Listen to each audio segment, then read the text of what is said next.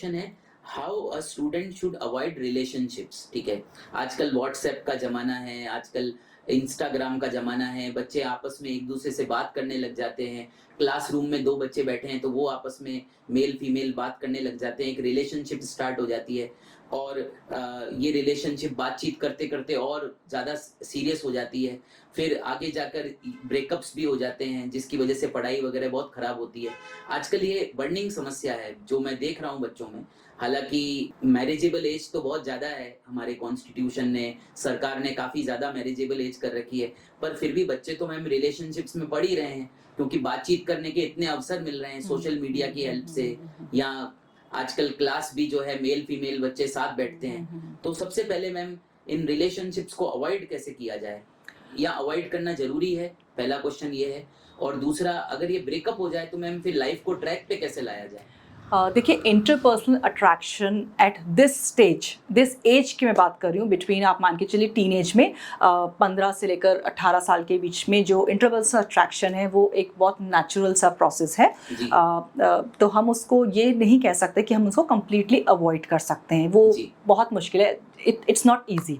ठीक है, हम यहाँ ये ज़रूर होता है कि जैसे जो बच्चे कोएड एजुकेशन से आते हैं उनमें ये चीज़, वो इन सब इंटरपर्सनल अट्रैक्शन से यूज टू हो चुके होते हैं। सो जहाँ पर बच्चे दूर दराज से आ रहे हैं, जहाँ पर उनको ऐसा एनवायरनमेंट मिला है कि नहीं भाई आप सिर्फ लड़कों के साथ रहिए, आप सिर्फ लड़कियों के साथ रहिए, तो वहाँ पर जब वो बच्चे बाहर जाते हैं एंड उनको अपोजिट सेक्स के साथ बैठने का, बात करने का मौका मिलता है, तो डेफिनेटली उनमें वो चीज़ अर्ज आ जाती है कि मैं इसको और जानूँ और समझूँ, और बात करूँ। क्यों? क्योंकि वहाँ पर उनका वो प्लेजर प्रिंसिपल इन्वॉल्व हो जाता है। उनको मज़ा आ रहा होता है, it's a kind of happiness जो उनमें इन्वॉल्व हो रखी होती है, मिल रही होती है। बिल्कुल, जिसे हम कहते हैं हमारे feel good hormones, dopamine hormones, जो हम बात करने से, नॉर्मल दोस्ती करने से भी हमें अच्छा लगता है। सो मैं यहाँ पर बच्चों आपसे यही कहना चाहूँगी कि बात करना, किसी से एक दोस्ती करना, ये कोई गलत नहीं, लेकिन उसमें आपको ये ध्यान रखना है कि मेरा दोस्ती या बात करने का मेरा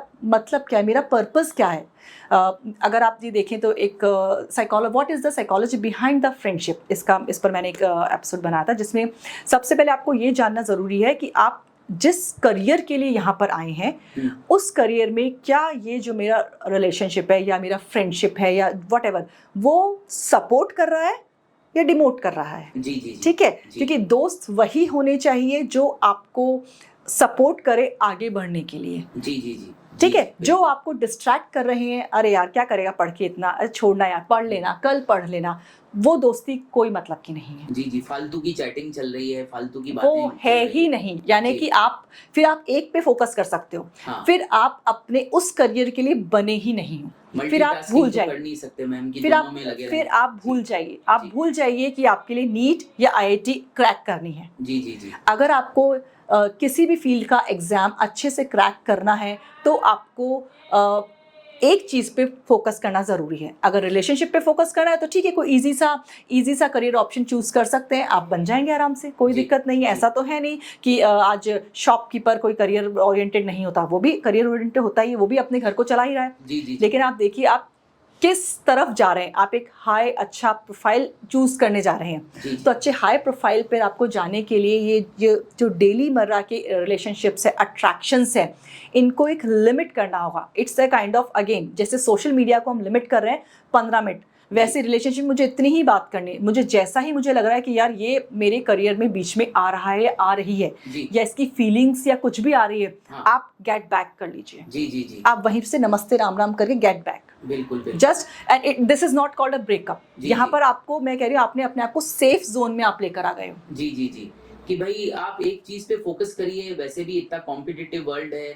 लाखों बच्चे एग्जाम दे रहे हैं, कुछ हजारों का सिलेक्शन हो रहा है, तो ऐसे में इतना कंपटीशन है, इतना ज्यादा फाइट है जो है आजकल, जो है एक सीट के ऊपर हजारों बच्चे जो है मैम आजकल फाइट कर रहे हैं एक सीट के लिए।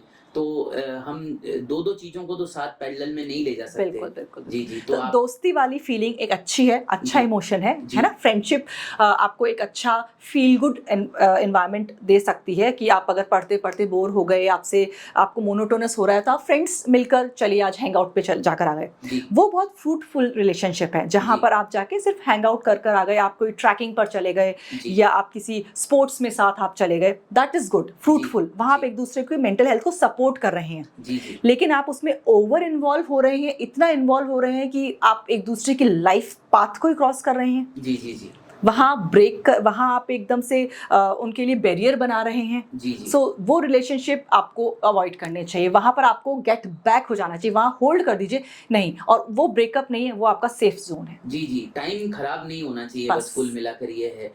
मैम इसके लिए क्या ऐसा होना चाहिए कि भाई लड़के आपस में दोस्ती करें, मतलब लड़के लड़कों में ही दोस्ती करें और लड़कियां लड़कियों में ही दोस्ती करें? देखिए जैसे पहले होता था मैम, हमारी क्लास जो होती थी, हमारा बॉयज स्कूल होता था, तो मैम कोई डिस्ट्रैक्शन था ही नहीं। देखिए जहाँ आज हम जेंडर इक्वलाइजेशन की बात करते हैं, एम्पावरमेंट की बात करते हैं, तो यहाँ मैं बीइंग साइकोलॉजिस्ट में ये बिल्कुल इस चीज़ को एडवोकेट या सपोर्ट नहीं करूँगी कि लड़के सिर्फ लड़कों से बात करें, लड़कियाँ सिर्फ लड़कियों से बात करें। क्योंकि आप जिस प्रोफेशन में जा रहे हैं वहाँ सिर्फ लड़के ही तो नहीं होंगे ना, आपको डीलिंग दोनों से आनी चाहिए। राइट। ठीक है। सो यहाँ पर आप अपने आप से, आप अपने जेंडर से, आप अपने सेक्स से ऊपर उठ के सोचिए, ये भी इंसान है, मैं भी इंसान हूँ। जी। ये भी स्टूडेंट है, मैं भी स्टूडेंट हूँ। That's it.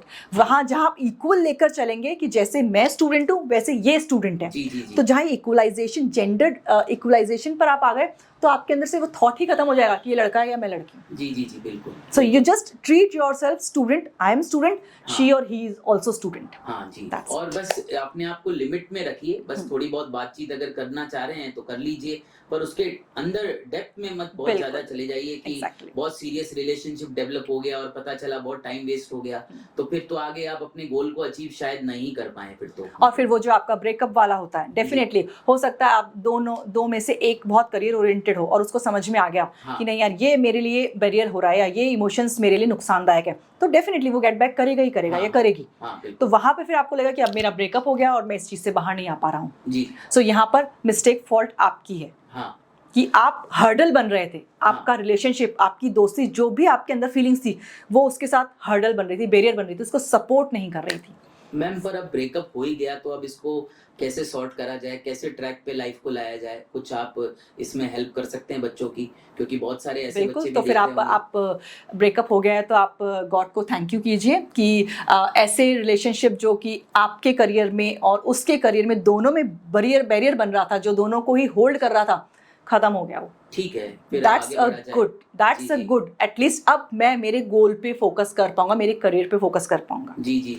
ऐसा तो है नहीं ये रिलेशनशिप लॉन्ग टर्म है, हो सकता है देखिए अगर आप कहीं कुछ बन जाते हैं तो यही रिलेशनशिप दोबारा आ जाएगा। हाँ चांस है, 100% चांस है, 100% चांस है। बिल्कुल। तो मैम आज के पॉडकास्ट को हम यहीं पर ही विराम देना चाहेंगे। Thank you so much ma'am, आपने टाइम दिया। Thank you so much.